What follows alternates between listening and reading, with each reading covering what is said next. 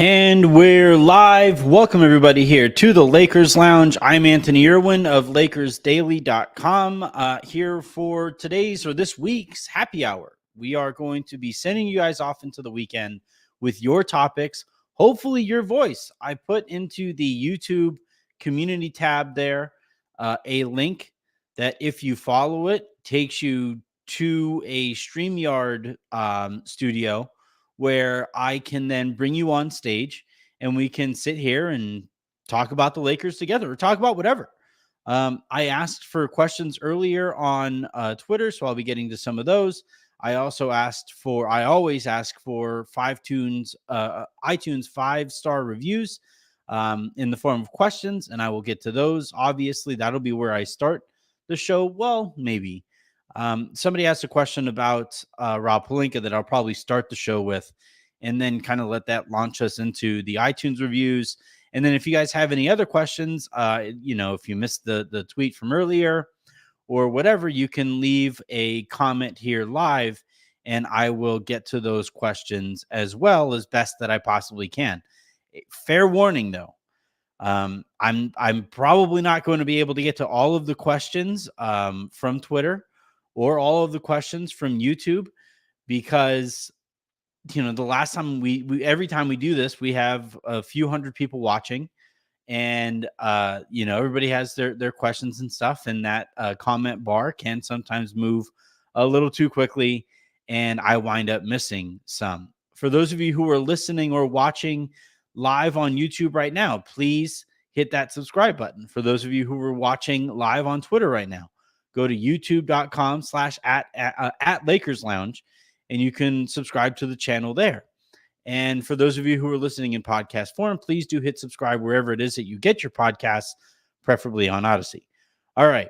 Let's start, though, with a question that came from a Twitter follower that I think is at the forefront of a lot of people's minds. Ryan Lucas writes, how much longer does Pelinka have? Is he untouchable? Is it missing the playoffs? Does he have another shot at a different coaching hire? Why doesn't he face the media? Seems like coaches historically always hold the weight, and he shows up media day, deadline, or exit interviews only. A lot of good questions in there, so I will answer them as they are written. One, how much longer does Pelinka have? Is he untouchable? I did some reporting on this last week heading into the weekend for LakersDaily.com. Please check out my work there. In that piece, I wrote that, if the Lakers fall short of expectations, whether it's this month or heading into the postseason or in the postseason / play-in, that the Lakers would then consider a coaching change with Darvin Ham. I also wrote in that same piece that the changes would likely stop at Ham. Now, whether or not that is the right policy or the right stance for the organization to take, very much a different conversation, right? I think the one of the next questions here, does he have another shot at, excuse me, at a different coaching hire? That's kind of the crux of the issue here, right? You screwed up the Tyronn Lue hiring. There was a lot of drama on Luke Walton's way out the door. You brought in Frank Vogel. All he did for you was win a championship, and you saddled him with a Walking Dead type contract extension in order to in order to avoid a lame duck coaching situation, right? Where Vogel was heading into the final year of a contract, and it was reported, I believe it was Bill Oram reported this, that Vogel was nearing the end of that contract, and the Lakers just kind of like begrudgingly extended that contract another year on top of the one that he signed. And that signaled to everybody basically right then, okay, Frank is probably gone in the offseason, unless some kind of a miracle happens. And then, 5 minutes after that season ends, essentially, Frank Vogel gets fired via Woj report before he gets a chance to talk to Rob Pelinka. It was kind of an ugly way to do business with a guy who again won you a championship. And the guy that you hire in Frank Vogel's place is Darvin Ham. And I thought this was interesting in that Sam Amick wrote for The Athletic that part of the reason that the front office and ownership is so impressed with Darvin Ham is for the way that he handled Russell Westbrook. But the Lakers had to, and the way he handled Russell Westbrook in direct comparison to Frank Vogel. But the Lakers still had to trade Russell Westbrook to save last season. So it's kind of weird that Darvin Ham would get credit for not making it work with Russell Westbrook. In much of the same ways and for much of the same reasons that Frank Vogel wasn't able to make it work. There was no making Russell Westbrook work. He was no longer a superstar. He was paid like a superstar, and he was a role player who fit poorly with LeBron and AD. There was no way to make that work. Not for Frank Vogel, not for Darvin Ham. He did the whole bring him off the bench thing, but season wasn't exactly trending in the right direction there either. They trade Russ. They go on that crazy run in the second half of last year and into the playoffs. And we think of that year very differently. And we certainly think of Darvin Ham very differently as a result of that. But there was plenty of frustration while Russell Westbrook was still a Los Angeles Laker. And it's weird that we just kind of gloss over a lot of that stuff. Now, if if Darvin Ham gets fired, and hopefully when Darvin Ham gets fired. And by the way, like, I want to be clear, I don't have anything against Darvin Ham personally. Seems like a fine guy. Think he's a little arrogant. Think he has a big ego and all of those things. But most coaches do. And all I care about is what is best for the Lakers. And I don't think Darvin Ham is what is best for the Lakers. All that said, though, hopefully this upcoming offseason, Darvin Ham gets his walking papers. And, I do think it's a fair question, to those who were making the decisions here. Well, why is it that Rob Pelinka gets to make that choice again, seeing as in terms of coaching hires, the Lakers have actually gotten worse every time Rob Pelinka has made a decision? Other than to initially fire Luke Walton. But if you recall, Magic Johnson said that he wanted to fire Luke Walton and that there was a lot of pushback, and, then called Rob Pelinka a backstabber. So read from that what you will as well.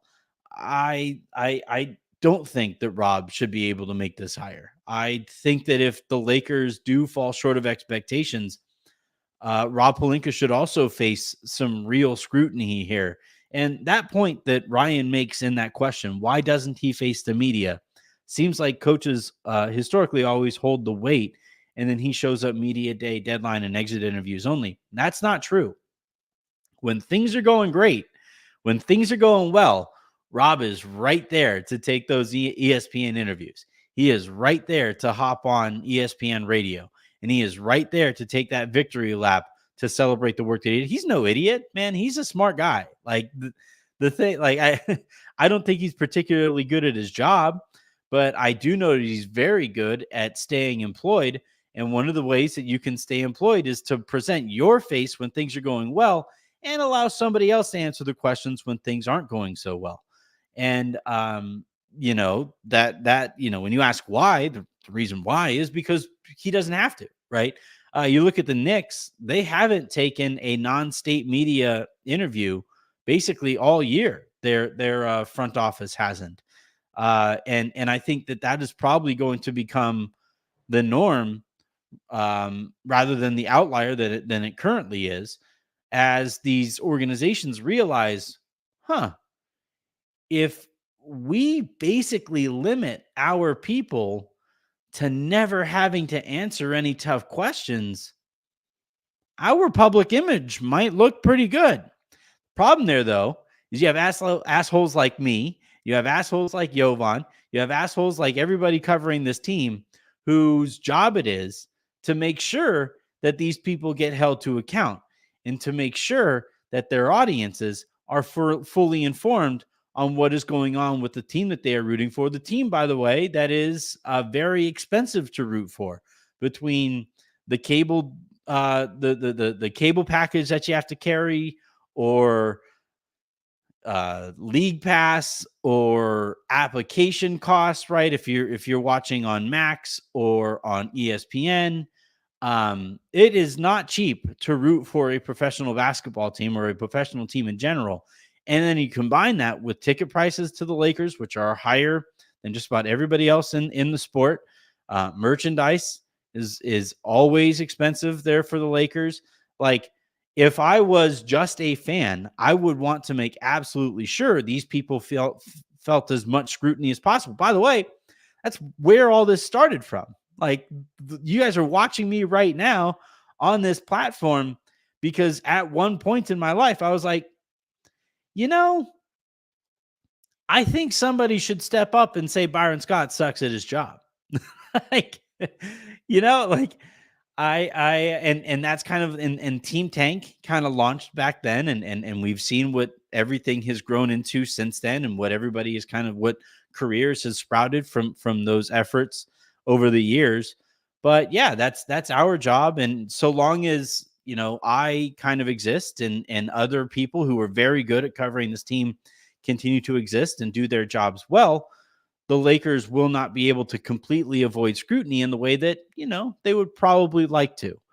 But yeah, I to actually answer the question that is asked there by Ryan, and the title of this here episode, I don't think Rob Pelinka is going anywhere. I do think he is kind of a made man because of his relationship to Kobe, and because of and I reported this, Jeanie Buss feels indebted to Rob Pelinka for stepping up and stepping in the way that he did when Magic Johnson just quit to tweet. So I think that when we talk about, the decisions that Jeanie Buss has to make here, one that I think she's going to put off for absolute, like, as long as she can possibly put it off for, is, either telling Rob it's time to walk, or asking him to resign, or firing him outright. All right, let's go ahead and get to the Apple iTunes reviews here, the 5-star reviews. Again, the best way to ensure that your topic gets covered here on the show is to leave it in the form of a 5-star review on iTunes. You know what? I'm going to go ahead and put that. I guess I will not. All right, so the first question here that I got is from February 29th, Leap Day. What's up, Lakers Lounge / Lowdown? My question this time, this is from LA 240825. My question this time is, do you think the NBA would ever realign conferences drastically in terms of adopting a league style play, such as the NFL, which has the AFC and the NFC, or Major League Baseball, which has the AL and NL? I don't think they ever will, but I think this could help balance out the conferences a bit. The West is always filled with dogfights, and what I feel is good teams missing the playoffs, while in the East you usually see a drastic drop off in team abilities once you get to the 6th seed and below. Love all your work. Good luck with all your new reporting ventures. Thank you very much. Bonus question. I've always been a D'Lo fan, but when do you think? But when you think about it, he's got to be one of, if not the best 3-point shooters in Lakers history, right? I think I answered that one last time. And sure, absolutely. The question is whether he is the best, and he's on pace to be the Lakers' all-time leader in 3-point field goals made, and he's doing so at a great clip as well, especially this season. So I would probably say that D'Lo is probably the best 3-point shooter in the history of the Lakers. All right, now as far as like conference alignments and stuff like that, I think that is a fascinating one.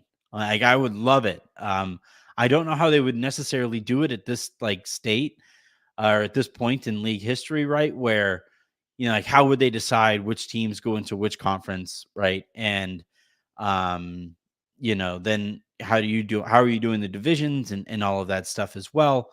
To me, I think what's going to be interesting, though, is what kind of conference realignment you get when like Las Vegas gets a team and when hopefully Seattle gets a team back. I think Memphis should probably be in the Eastern Conference. That would make the Eastern Conference better, right? Because that young core has a bright future ahead of it. You can probably say, you probably need to move I think 2 or 3 more teams into the East if you do that. So I think Memphis would go. I think Minnesota is also pretty close there as well. Minnesota would also make the Eastern Conference better, but they do need to figure out something. And if it isn't conference realignment, and if it like actually creating, a different definition of conferences, right? Not the Eastern and Western Conference, but like in American and National Conference or whatever. If it isn't that, then I do think that the NBA would be wise to just rank teams 1 through 20 going into the various play-ins and break up the bracket that way, so that because you have teams that are below 500 that are going to get into the Eastern Conference playoffs, and you have teams in the West like Houston is probably better than like the 6th seed and lower in the East. And it sucks that Houston has had like this fun kind of surprising season, and they are going to be left on the outside looking in simply because where their team is located. And because, and like, I don't know, like they have tried a lot. They've tried doing more to implement more parity throughout the league. They have changed the CBA a whole bunch to make it so that it is tougher to build these super teams and stuff. But the problem with the West and the East is that the aiming goal, the bar that you have to get to, has now been so much higher in the West than it has been in the East for so long now. It's a matter of habit. And those teams in the East, they like the fact that they can aim for mediocrity and get into the playoffs. Whereas like in the West, you have to be legitimately good to get into the playoffs. And you therefore have to aim for being legitimately good, not merely mediocre. And the longer that those habits get to form and cement themselves organizationally across those conferences, it becomes impossible to actually address without legitimate and foundational change. And I think that this is a fun way to go about it. I would love it. I don't know how they would do it, but man, I'd be down to watch.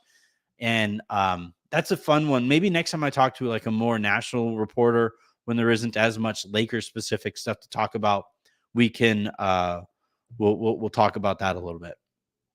The next question here comes on.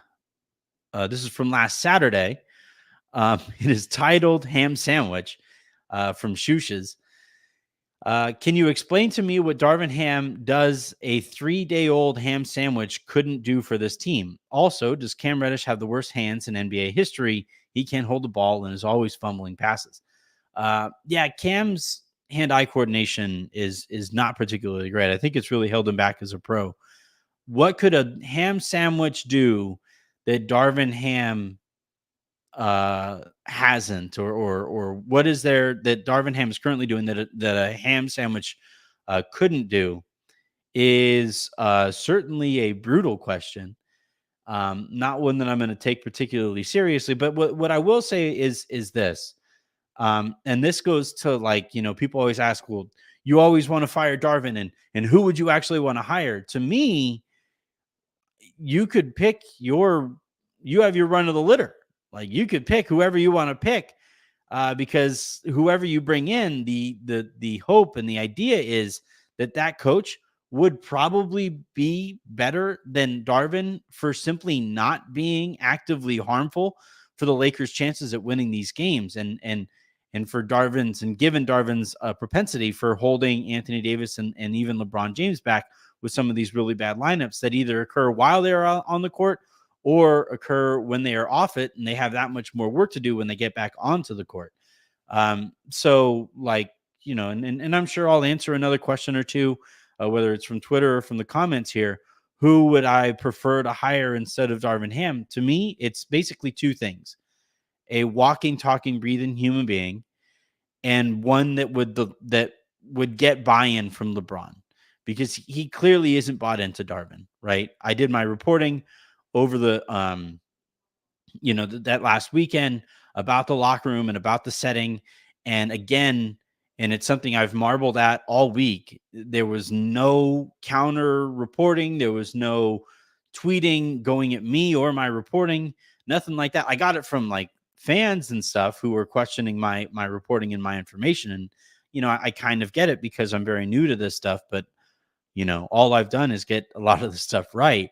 But I do think though that like LeBron is going to set the tone, is always going to set the tone for the team that he plays on. And so long as his teammates can feel him not bought into Darvin, and it's not as simple as like, well, why can't LeBron just buy in? That's like, have you ever had a shitty boss? Like, have you ever had a boss that like you just keep telling yourself that like, God, work sucks because of that guy? And you talk to other people about that person and about that setting or whatever. And I remember I remember my first manager. My very first job was at a sports store called Big Five. I think there's still a thing, at least in Southern California, maybe. I don't know. But I worked at Big Five when I was like 16 or 17 years old, whatever it was, maybe 18. And when I first got there, my boss was fine, right? He was the guy who hired me. I liked working for him. He was this older guy who kind of understood like who he was hiring when you're hiring brand new guys, like fresh out of high school, if they aren't still in high school, right? And then one day you walk in and the guy comes up. I think his name was Rich. This was a long time ago. This was like 25 years ago, I think. Maybe even more. Rich comes in and he goes, hey, just so you know, they're moving me to a different store. This is a long commute for me. I've been waiting for this opportunity. I'm really excited about it, blah, blah, blah, blah, blah. Your new manager, at least for the time being, is, and I believe her name was Linda. And Linda was like the opposite of Rich, right? She was a micromanager. She like cared way too much about what we looked like when we were walking into the store. I remember it was always weird to me that we were selling sporting goods in like a shirt and a tie. It seemed really odd to me. But she was a stickler about it. I was wearing dress shoes, trying to explain like snowboarding and skiing to these people. And I couldn't stand working for her. And I remember I went home and I told my dad, I was like, yeah, I think I'm going to quit Big Five and see if I could work somewhere else. And he asked me why. And I go, well, because my new manager sucks. And he goes, oh, I don't like my managers either a lot of times. Like, and there's no guarantee that you can go somewhere and you'll like your manager whenever you get there. And like, lo and behold, when I went from Big Five and I worked at Chick's, which is now Dick's Sporting Goods, I went there and I worked for another micromanager, store manager, but my kind of area manager, I was a shoe salesman. He was great. And he kind of like operated as the shield between the store manager and us. So we were able to operate however we wanted, so long as like the store manager didn't see us doing things that she specifically told us not to. But all that mattered was our sales numbers. And I've always been a pretty good salesperson. And so like, to the point that my dad made was like, you can quit for the sake of a coach, or you can quit for the sake of a manager. But at the end of the day, there's no guarantee who replaces that person is any better.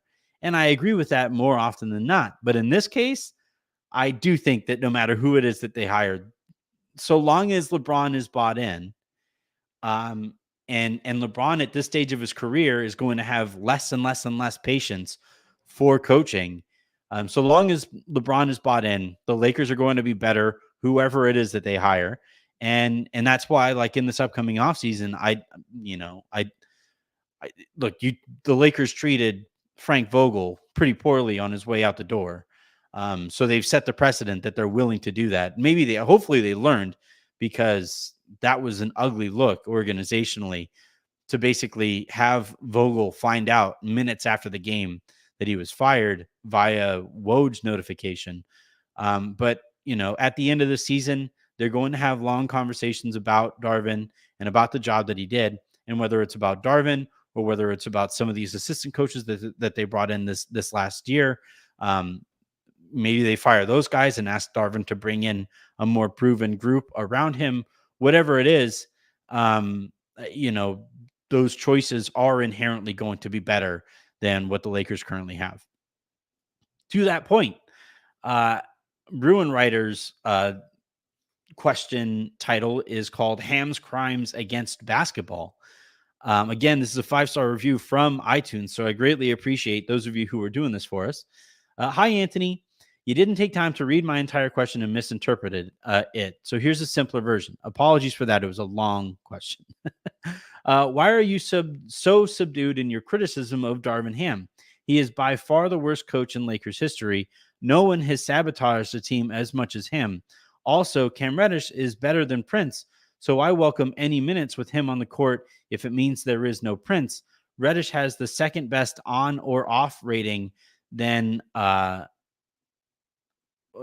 the Lakers, minus 1.4, way better than Prince, minus 8.5. So one, I don't think anybody would call my criticism of Darvin Ham at this point subdued. I mean, like, this was some of my criticism. This is why I look like this, everybody. This is why I'm losing my mind. Like, I don't think me in Joker in a Joker costume is exactly subdued, but I digress. I do think that Darvin is the worst coach in Lakers history. I think he's worse than Byron because Byron never had these kinds of expectations and never let us down to this point. Now, the one point that you can make about Byron is that at the, all that Byron basically had to do was ensure Kobe got his shots and also don't actively hurt the young guys that the Lakers were drafting at that time. He did the first part really, really well. The man was Kobe's biggest fan. But on the other side of that coin, probably the more important one moving forward organizationally was his treatment of the young guys. And again, this isn't a report. This is something that he boldly and proudly said after a game. Quote, I don't feel that D'Angelo Russell has earned the ability to talk to me off to the side. You have to earn that as a right, and that D'Angelo Russell hasn't done enough to earn that right. So, like, obviously, the bar here is underground, and yet somehow Darvin Ham is sitting here week after week with that shovel, digging away so he can get down and get underneath that bar. So what I've basically been doing over the last, since I sent that tweet about, us being stuck between a rock and a hard place where we want the Lakers to succeed. Obviously, that is the point of fandom. But if the Lakers succeed too much, that increases the chances that Darvin Ham is back next year. And I don't want that. So, and then I went on to say that Darvin is the worst coach that I've ever had to watch. And that includes I'm a Vikings fan. So we had Leslie Frazier was just like the most boring person in the history of football. I thought he was a terrible head coach. I think he's a really good coordinator. I think he's the coordinator at Buffalo. I think he handles their defense now.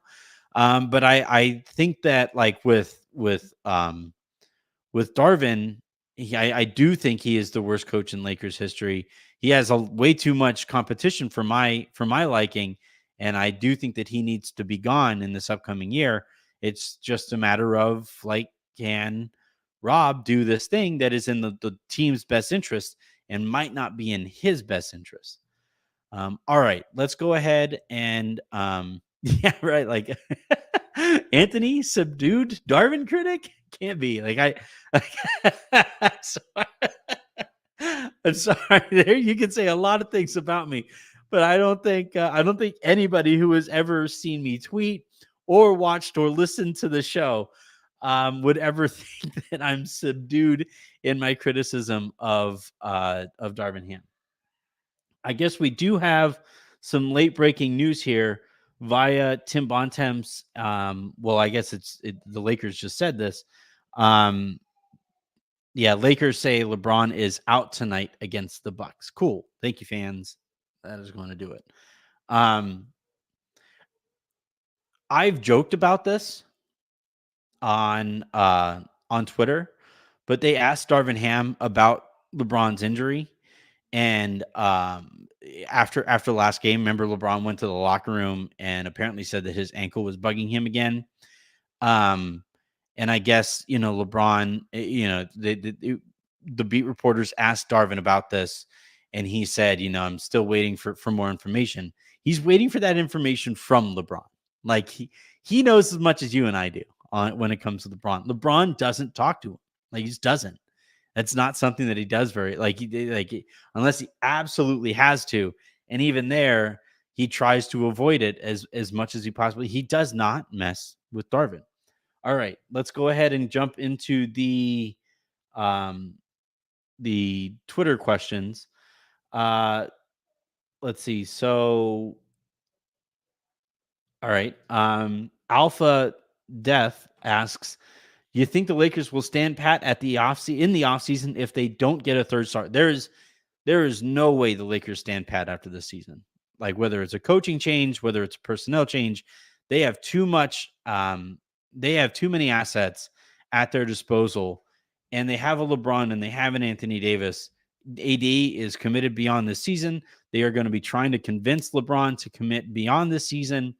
And everything that you hear at this point is that LeBron is going to re-up, after this year and wants, another two, or I think it's the longest contract he could sign is a 2-year one, I think. But um, the there is no way after this season, after it's become pretty clear that the Lakers need more two-way help, not guys who can help on two-way contracts, but like multi-faceted basketball players who can impact the game on offense and on defense.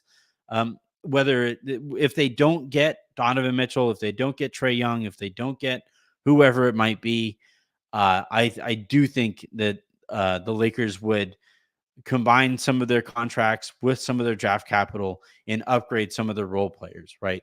I think one of D'Angelo Russell or Austin Reaves becomes a competent defensive backcourt mate for the other one. It's probably going to be D'Lo who gets shipped out, but he could potentially be a free agent, and that complicates things there, right? Um, I think that they work to upgrade their small forward spot, where I think they like some of what they get from Rui, especially when he's scoring, but I think he's too inconsistent in his impact on non-scoring things for the Lakers to be comfortable with him as their starting small forward next year. And I think that's a spot that they look to upgrade at. I have my eye on Kuz. Um, and then so on and so forth from there on out. Again, I think their preference is to go out and go big game hunting and bring in a Donovan Mitchell or a Trae Young. But if that doesn't work out, maybe it's Mikal Bridges, maybe it's Kuz, maybe it's some of the guys that they were looking at the trade deadline. Whoever it might be, the Lakers do need to make some roster upgrades here because it's not where it needs to be. Vando can't cripple you the way that him getting hurt has crippled the Lakers, right? Their defense since the All-Star break is like 28th or 27th. And like, that can't have like Jared Vanderbilt getting hurt can't just mean your defense falls off of a cliff. So those are the things that they are going to need to do. Um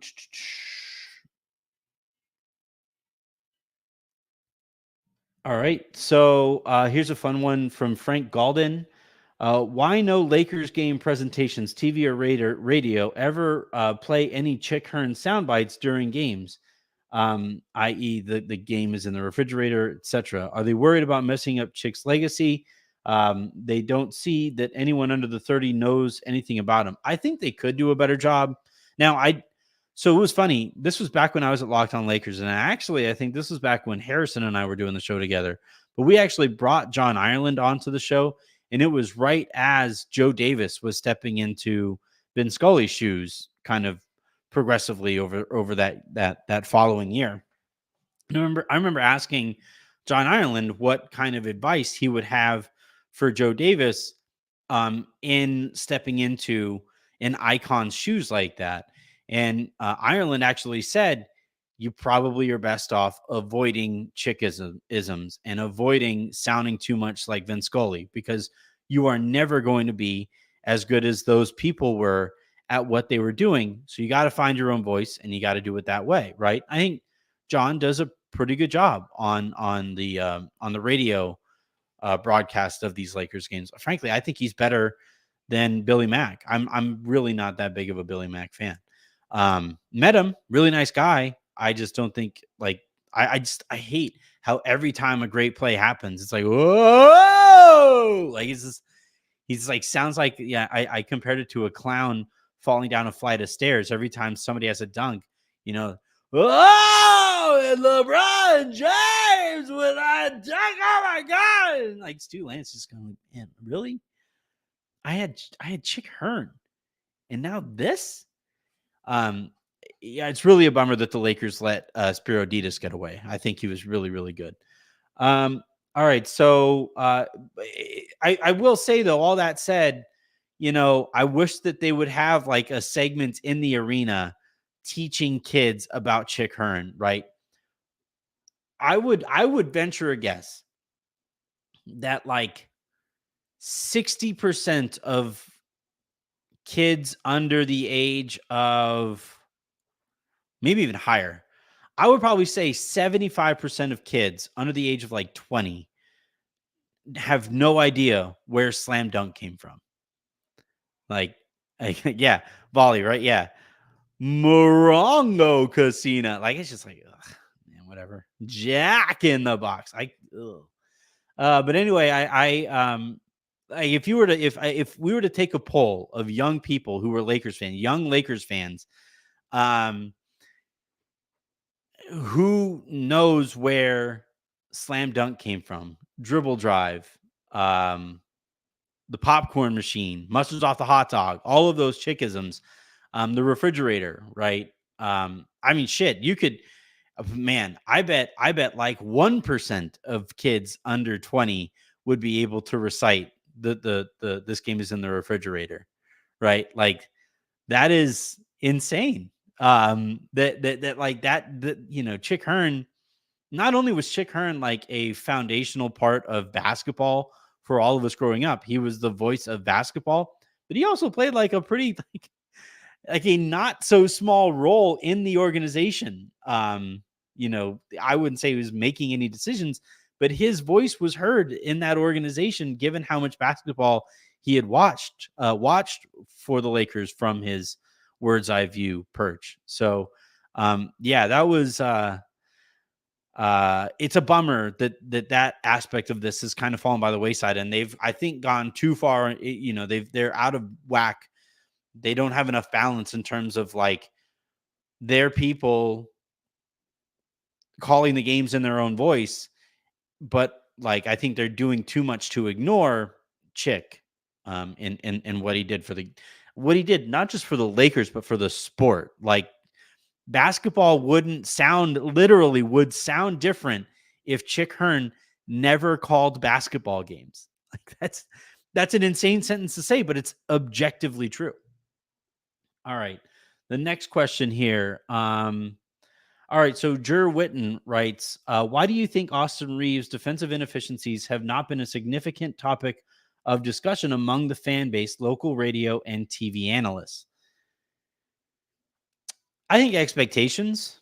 I think expectations play a big role there, in that you look at Austin Reaves and you don't expect him to be a very good defender. Um, I think circumstances also matter here.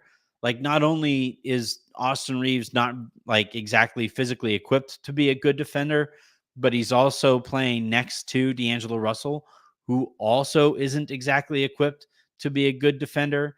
And so, like, it's kind of like complaining that it's raining outside. Like, yeah, I know it's raining. There's nothing we can do about it. Um, and I guess to that point, right, it's probably why people get sick of me complaining, albeit subdued, about Darvin Ham. Like, yeah, he sucks, but what are we going to do about it?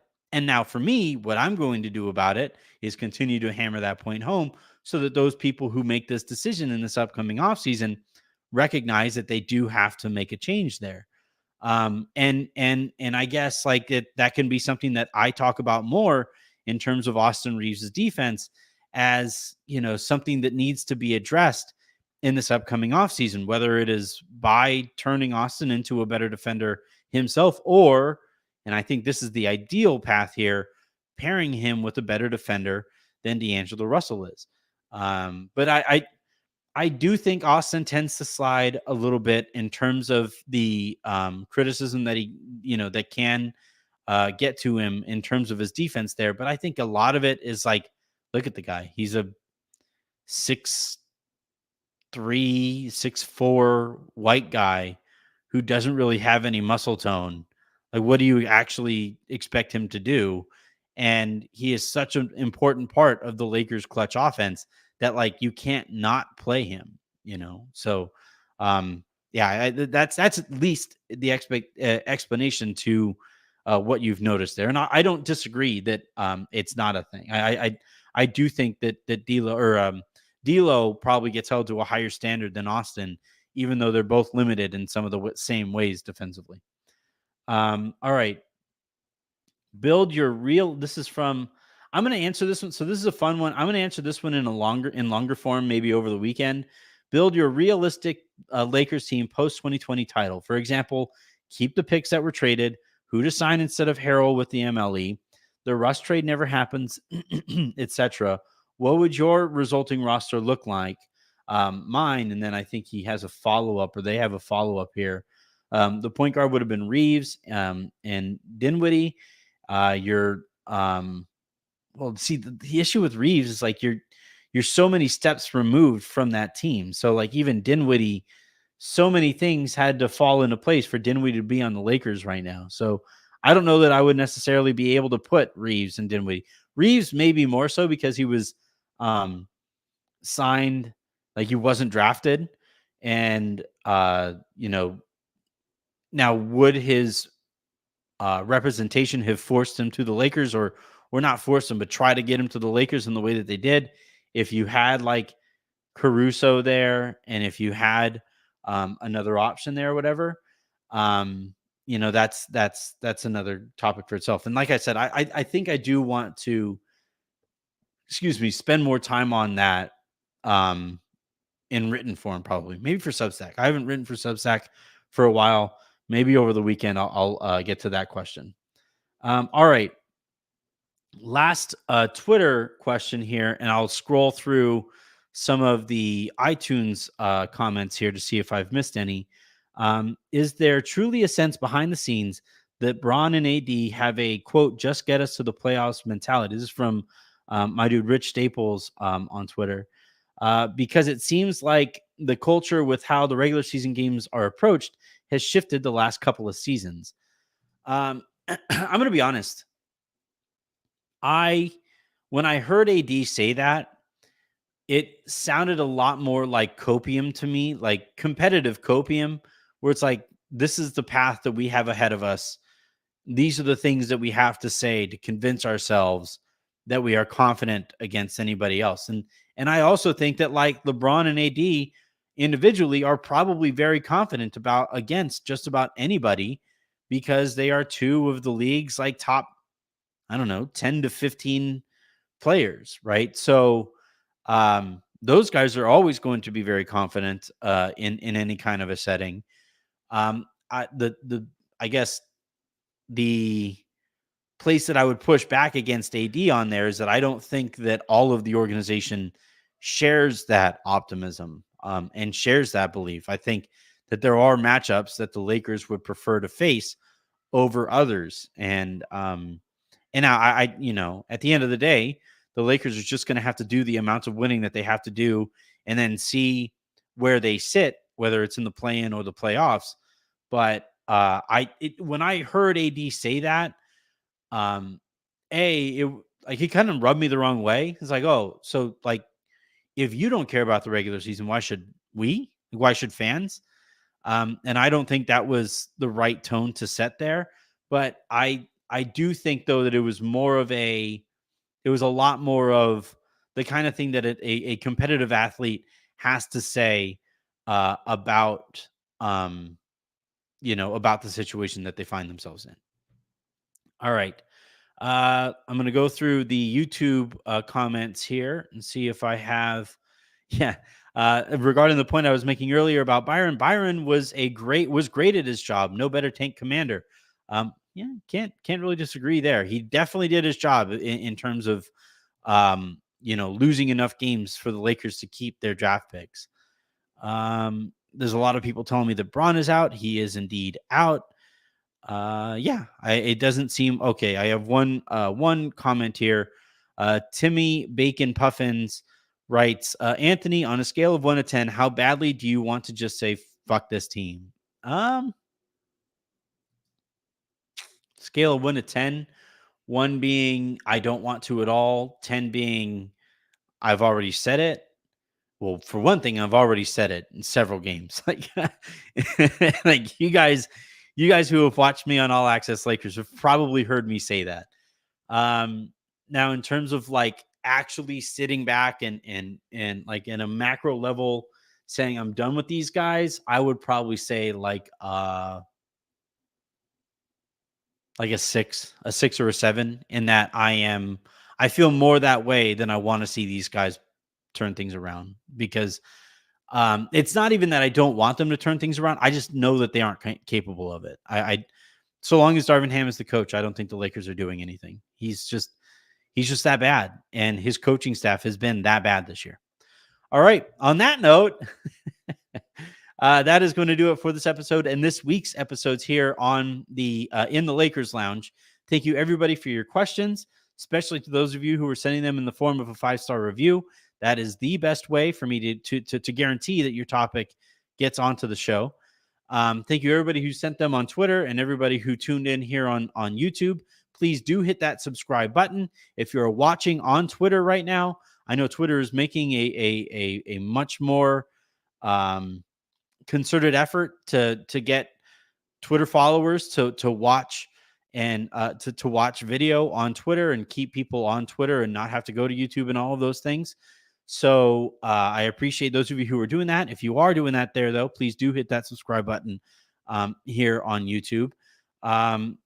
If you haven't already, check out last week's article on LakersDaily.com. I'll have one coming here soon, probably after this weekend. I have a little bit more reporting to do on that topic and stuff to really hammer out, and then I'll get that to you guys as soon as possible. That is again at LakersDaily.com. I am their exclusive Lakers insider. Shouts to Brad for that position as well.